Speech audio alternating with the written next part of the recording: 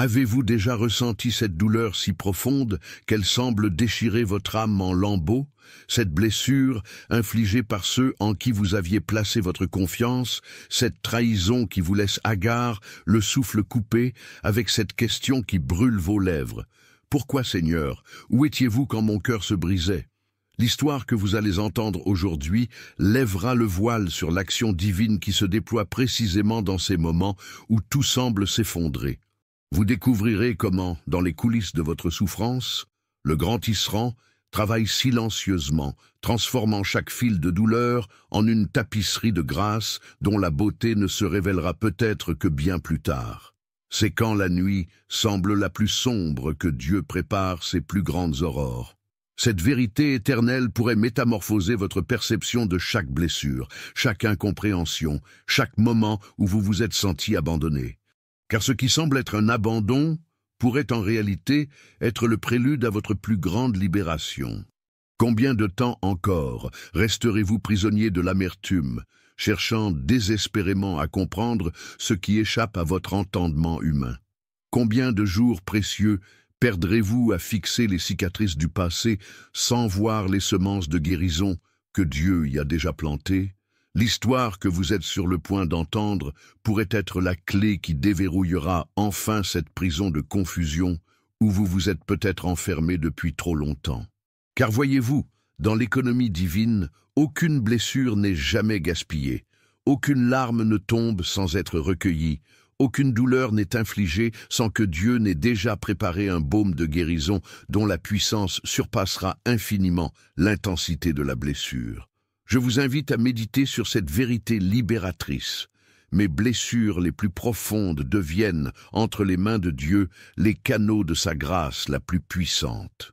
Si cette révélation touche votre cœur, comme un baume apaisant, partagez-la dans les commentaires comme un acte de foi, une déclaration que vous choisissez de faire confiance au plan divin, même quand vous ne comprenez pas. Et quand vous appuyez sur « j'aime », vous accomplissez bien plus qu'un simple geste d'appréciation. Vous proclamez, comme nous l'enseigne le livre de Romains, que toute chose concourt au bien de ceux qui aiment Dieu. Ce clic devient un témoignage silencieux que vous choisissez de croire en l'alchimie divine qui transforme même vos plus grandes douleurs en opportunités de croissance et de rédemption. Préparez-vous maintenant à recevoir une révélation qui pourrait transformer radicalement votre perspective sur chaque blessure de votre vie. Car l'histoire que vous allez entendre n'est pas simplement un récit. Elle pourrait être le miroir divin dans lequel vous apercevrez enfin le sens caché derrière ce qui vous a semblé n'être que chaos et douleur. Il était une fois, dans les collines verdoyantes de Canaan, un jeune homme nommé Eliakim. Il vivait dans un petit village où la terre semblait bénie par Dieu et où chaque journée était rythmée par le travail des champs et les bénédictions du ciel.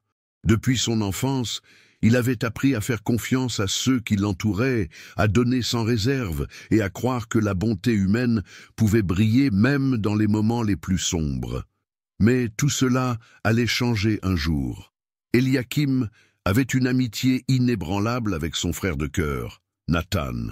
Ensemble, ils avaient partagé des rêves, des rires et des peines, bâtissant une amitié qui semblait invincible. Pourtant, un jour, un homme puissant et influent, Aharon, arriva dans leur village. Avec ses promesses de richesse et de gloire, il attira l'attention de Nathan, qui, après des mois de tentation, décida de le suivre. Nathan ne revint jamais.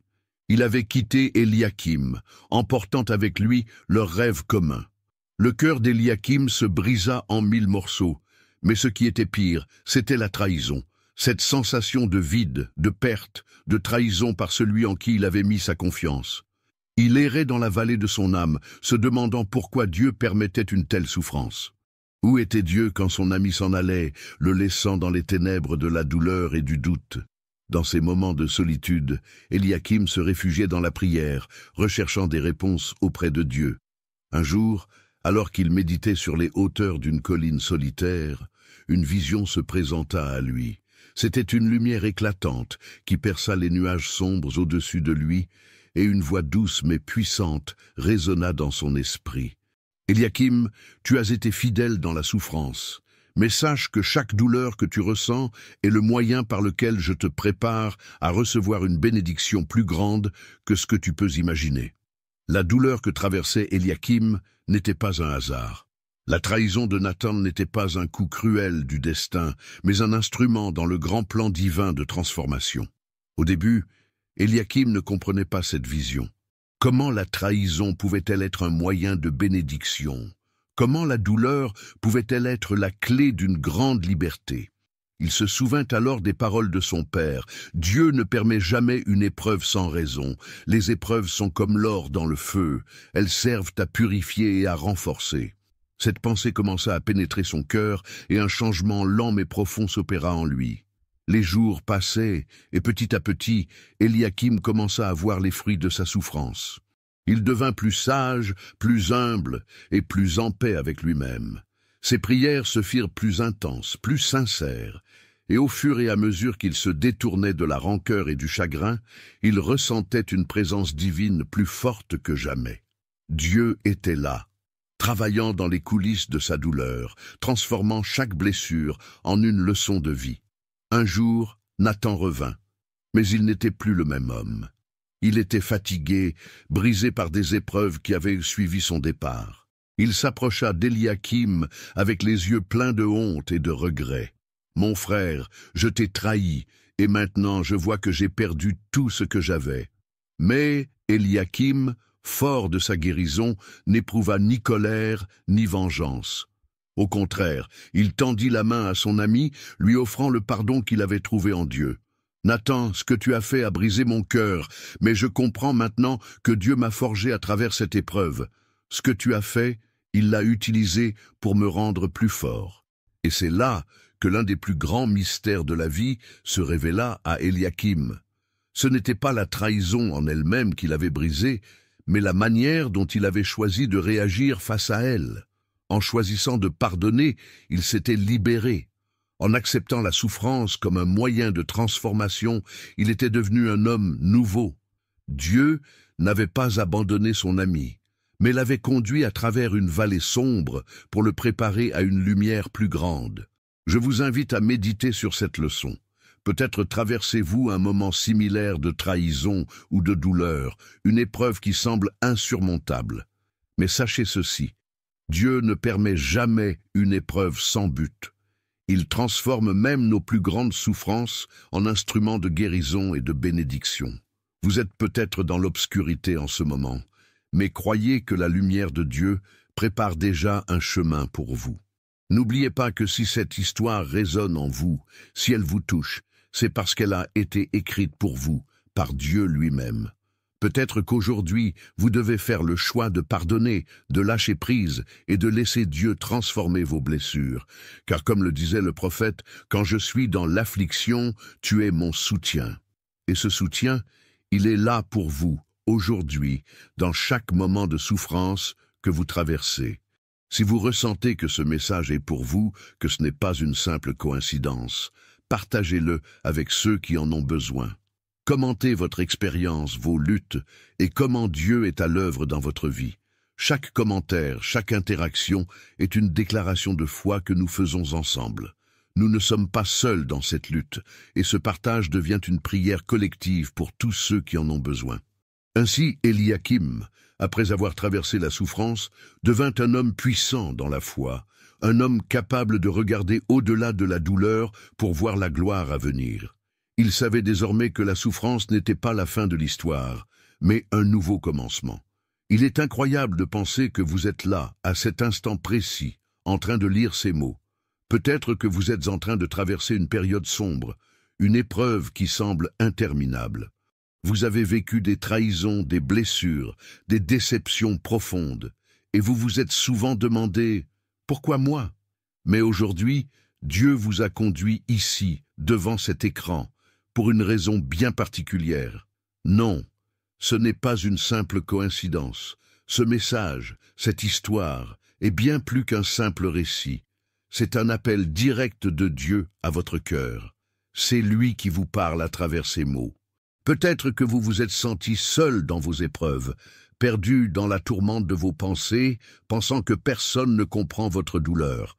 Vous avez peut-être ressenti un vide immense, une sensation d'abandon par ceux en qui vous aviez confiance, tout comme Eliakim dans l'histoire que vous venez d'entendre. Mais sachez que ce n'est pas la fin. Ce message n'est pas là par hasard. C'est un message divin qui vous parvient au moment où vous en avez le plus besoin. Comme le dit l'Écriture, tout concourt au bien de ceux qui aiment Dieu. Votre souffrance, vos luttes sont des instruments entre les mains de Dieu. Oui, vous avez peut-être l'impression de vous noyer dans vos douleurs, mais sachez qu'à travers elles, Dieu façonne votre avenir. Il y a un appel sur votre vie, un plan divin qui se déroule même dans ce que vous percevez comme des ténèbres. Si vous êtes ici, en train de lire ces mots, c'est que Dieu a un message personnel pour vous.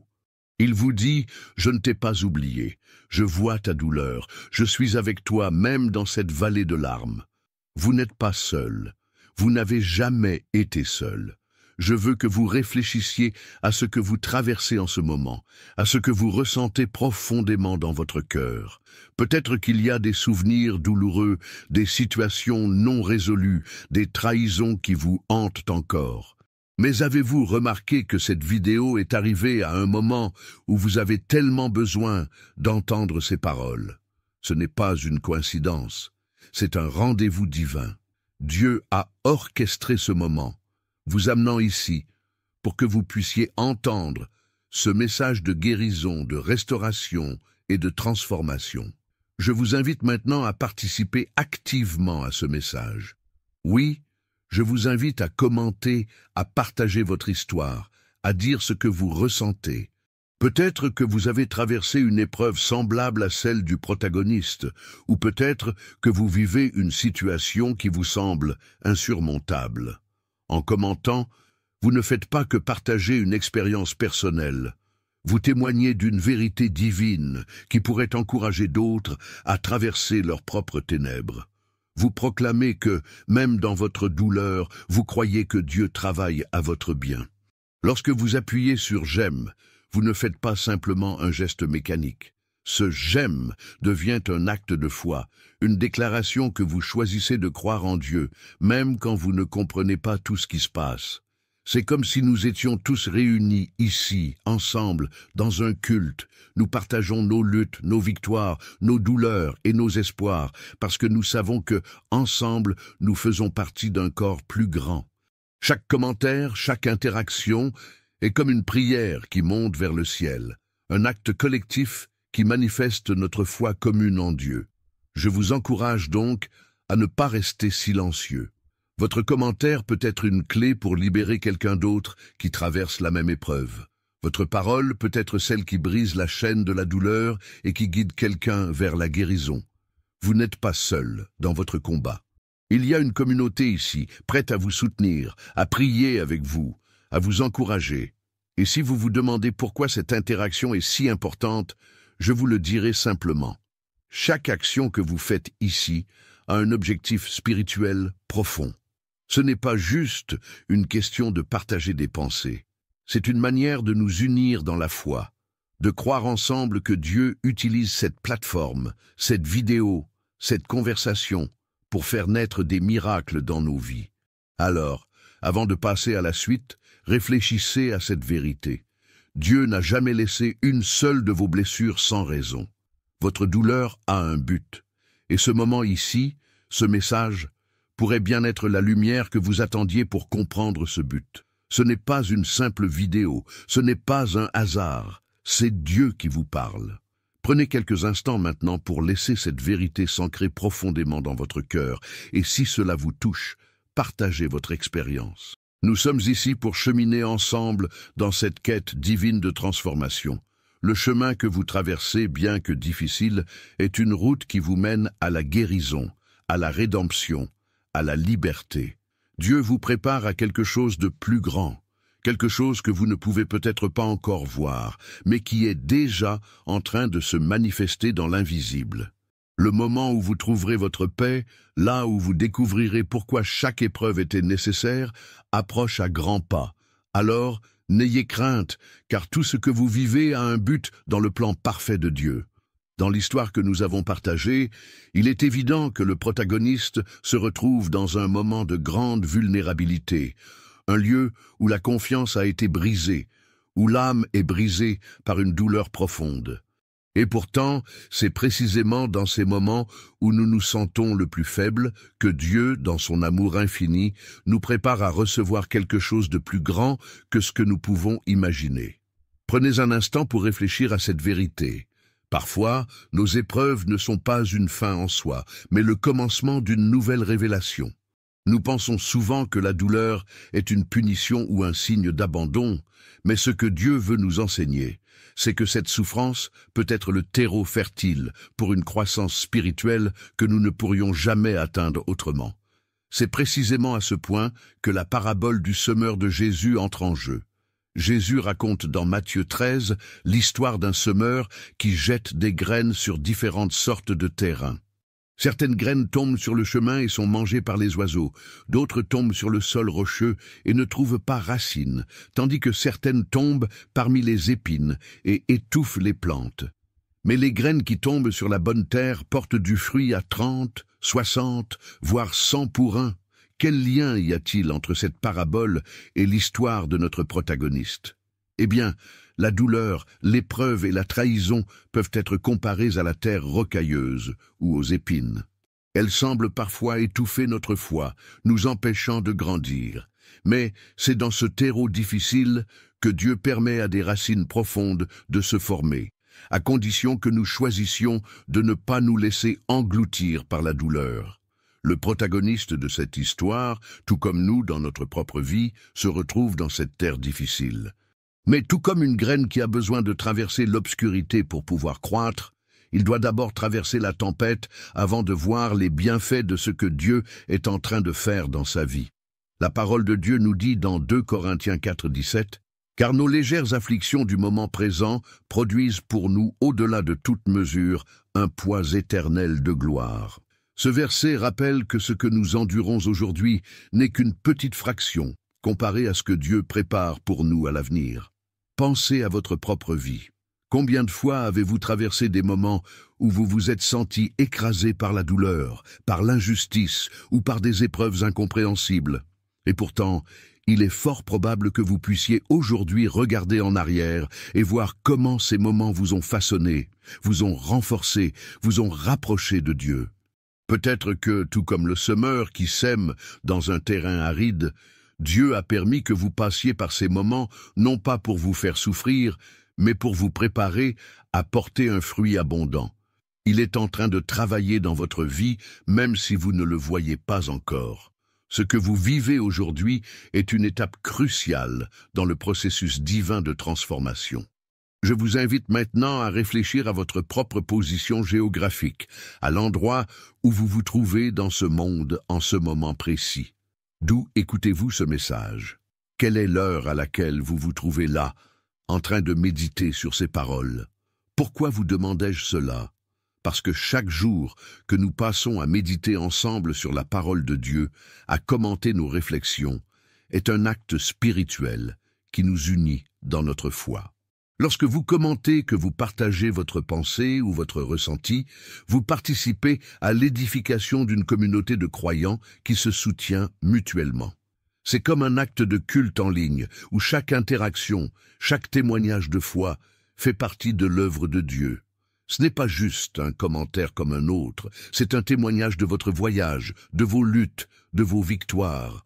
Je vous encourage donc à partager, à commenter, à dire d'où vous êtes en train d'écouter, mais surtout à dire comment ce message touche votre cœur. Comment ces paroles résonnent-elles dans votre propre vie? Est-ce que vous vous retrouvez dans le protagoniste? Partagez-le avec nous. C'est en échangeant, en témoignant, en mettant ensemble nos expériences que nous grandissons en tant que communauté. Vous voyez, chaque jour, lorsque vous vous arrêtez pour réfléchir, pour commenter, pour partager, vous êtes en train de poser des pierres sur le chemin de votre foi. Vous édifiez non seulement votre propre vie spirituelle, mais vous contribuez à la construction de quelque chose de plus grand, de plus puissant. Vous participez à l'expansion du royaume de Dieu sur terre. ce n'est pas une simple interaction. C'est un acte de foi et de communion qui dépasse les frontières de ce que nous voyons. Je vous encourage donc à ne pas laisser passer ce moment sans prendre part à cette conversation. Comment cette parole vous touche-t-elle? Quel est votre ressenti en ce moment précis?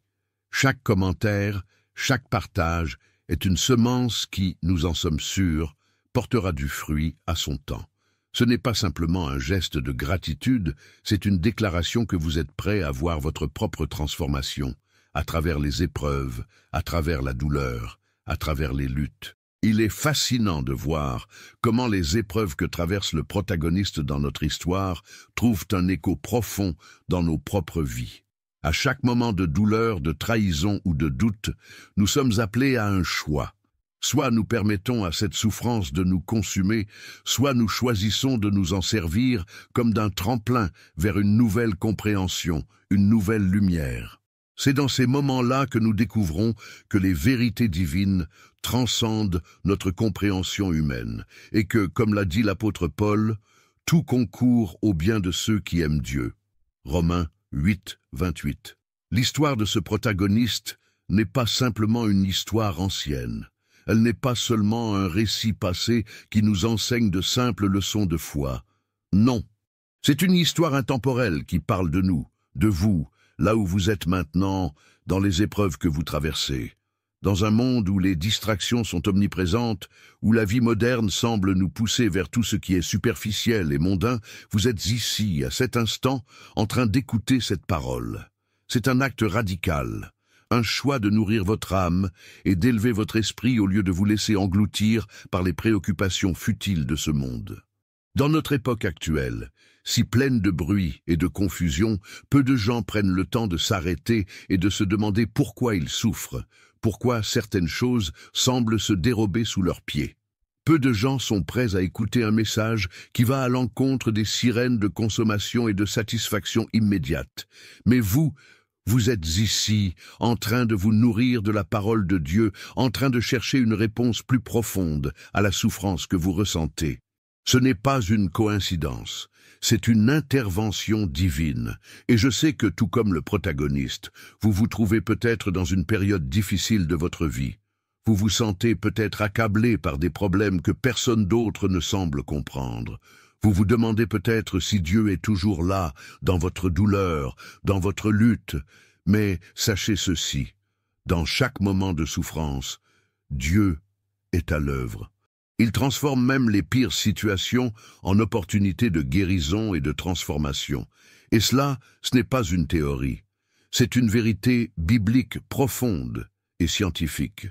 Des études modernes sur la résilience et la guérison émotionnelle montrent que la souffrance, bien qu'extrêmement difficile à traverser, peut aussi être une occasion de grandir. Psychologiquement, lorsqu'une personne traverse des épreuves et choisit de les affronter avec foi, elle développe une force intérieure qui lui permet de faire face aux futures difficultés avec plus de calme et de sagesse. En d'autres termes, la douleur n'est pas une fin en soi, mais un catalyseur pour une croissance plus profonde. C'est exactement ce que nous montre notre protagoniste. Il traverse la tempête, mais c'est précisément à travers cette tempête que sa foi est affinée et que sa relation avec Dieu se renforce. Il choisit de ne pas se laisser emporter par la douleur, mais d'en tirer des leçons, de se rapprocher de Dieu, de se permettre de voir la lumière au bout du tunnel. Et vous, auditeurs de ce message, vous êtes tout aussi capables.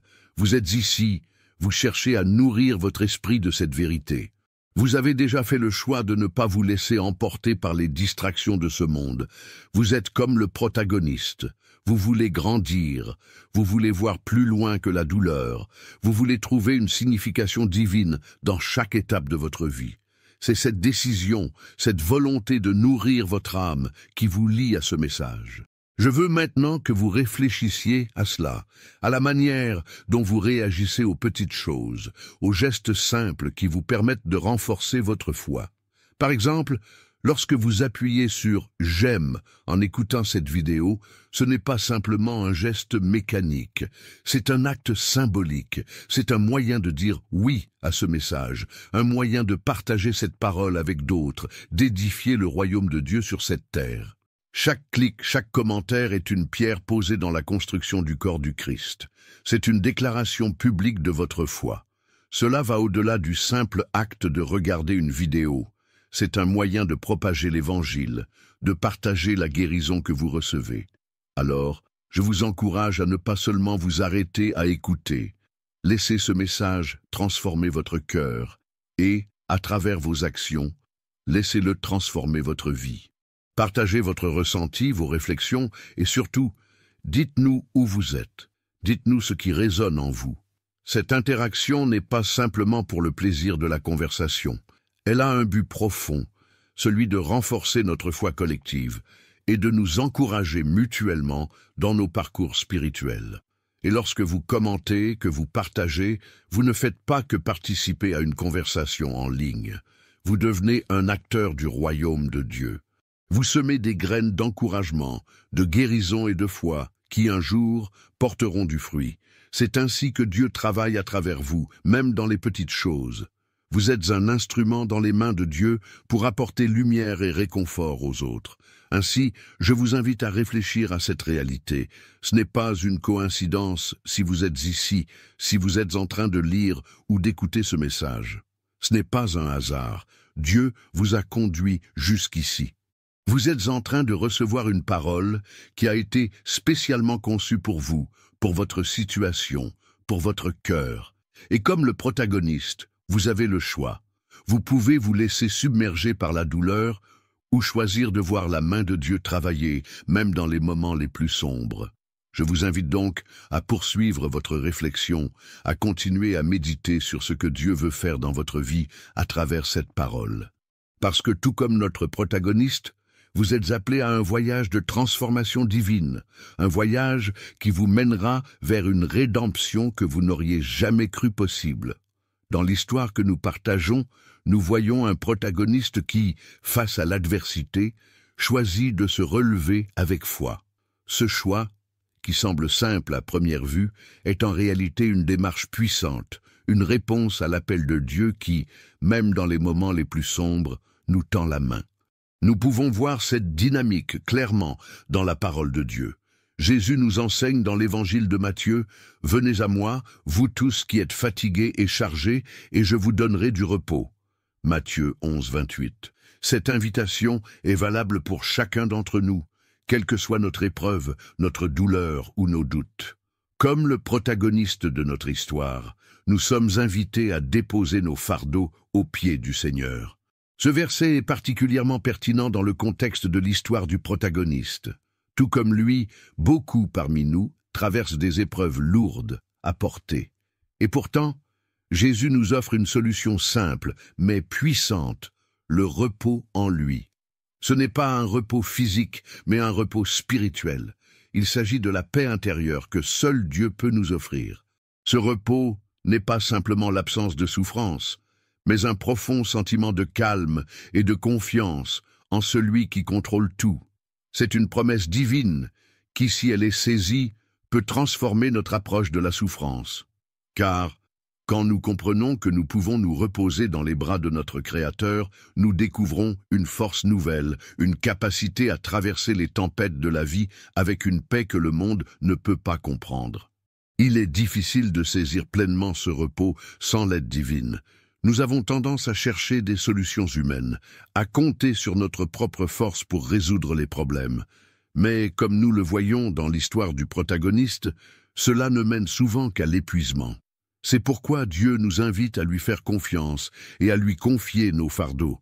Dans le livre de Psaumes, nous lisons « Décharge-toi de ton fardeau sur l'Éternel, et il te soutiendra » Psaume 55, 22. Ce verset nous rappelle que nous n'avons pas à porter seuls le poids de nos difficultés. Dieu veut nous soutenir. Il veut nous porter dans nos moments de faiblesse. Dans le contexte moderne, ce message résonne profondément. Nous vivons dans un monde où le stress, les responsabilités et les attentes sociales nous poussent constamment à aller plus vite, à accomplir plus. Mais Dieu, dans sa sagesse infinie, nous appelle à un rythme différent. Ce rythme est celui de la paix et de la confiance. Ce n'est pas un rythme dicté par les exigences du monde, mais par l'amour et la patience de Dieu.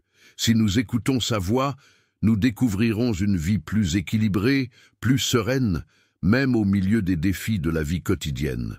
Tout comme le protagoniste qui a trouvé la paix malgré ses tribulations, nous pouvons également trouver cette paix en remettant notre vie entre les mains de Dieu.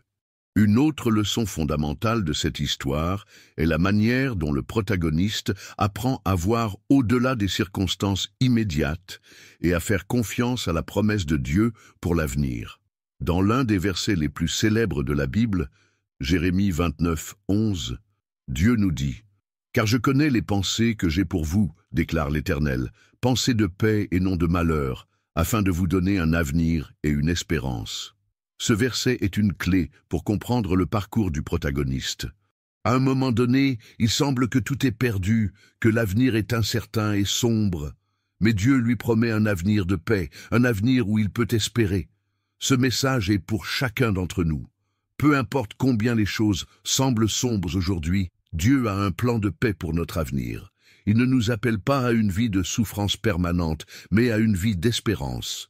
Ce passage de Jérémie est également un appel à la foi.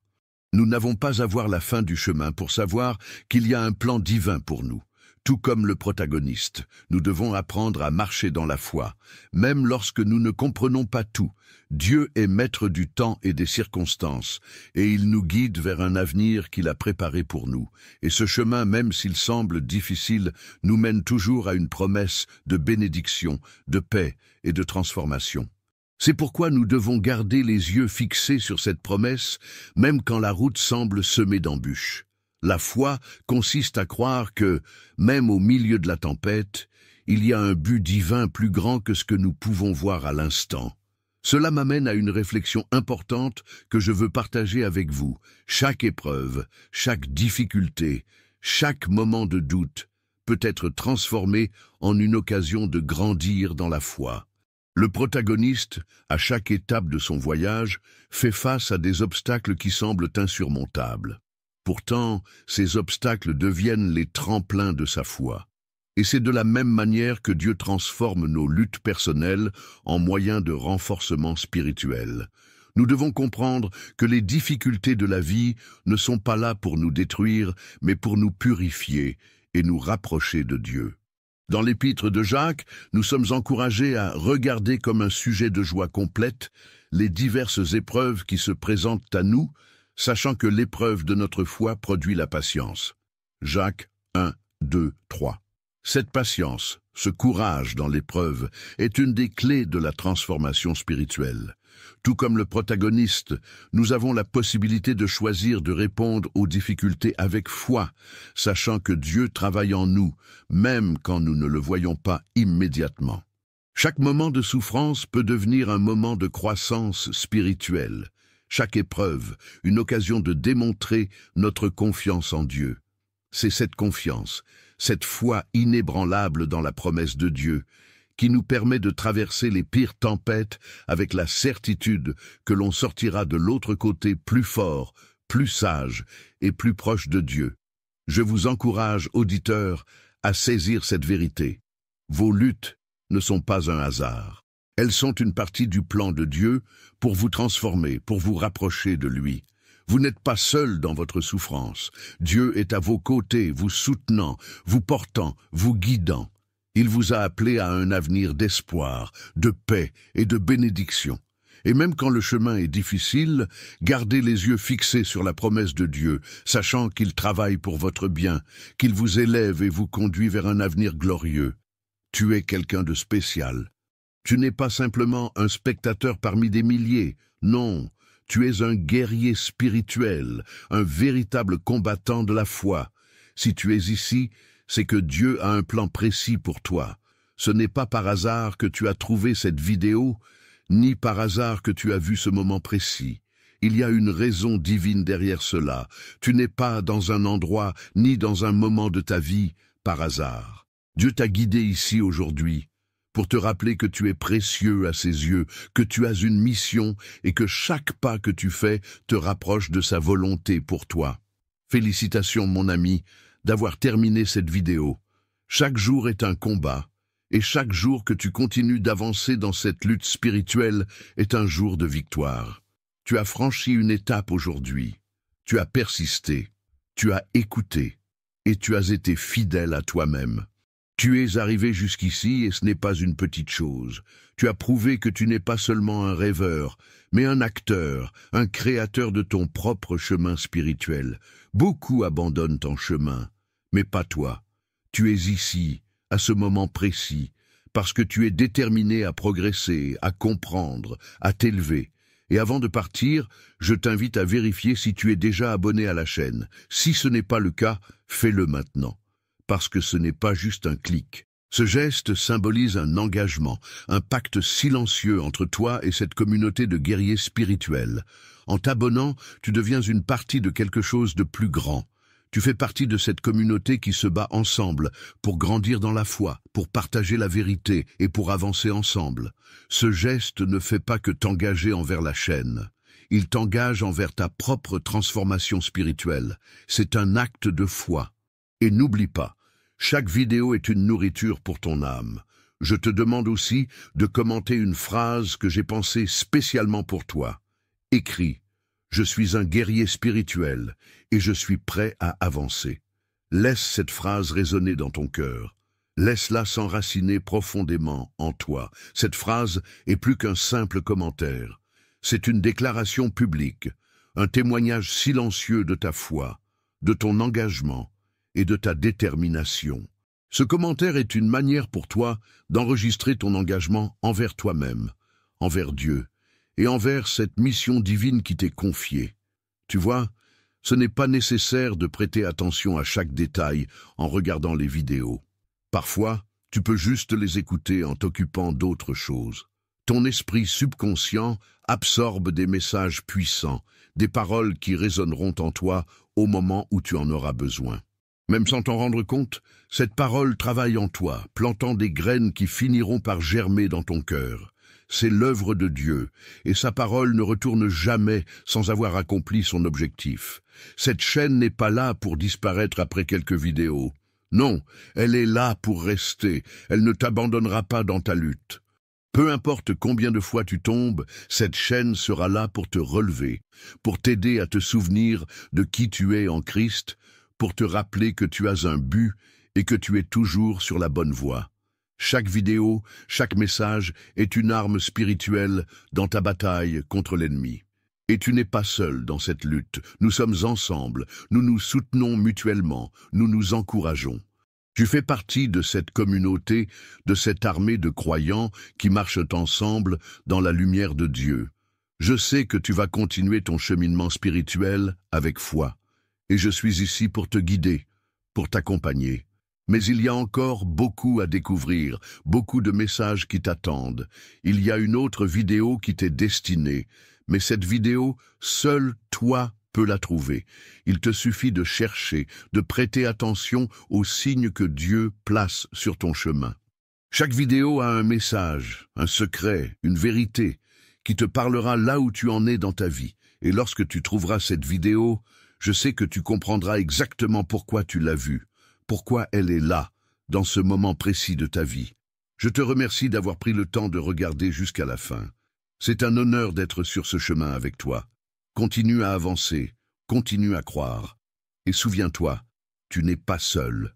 Dieu est avec toi, et tu es un guerrier spirituel.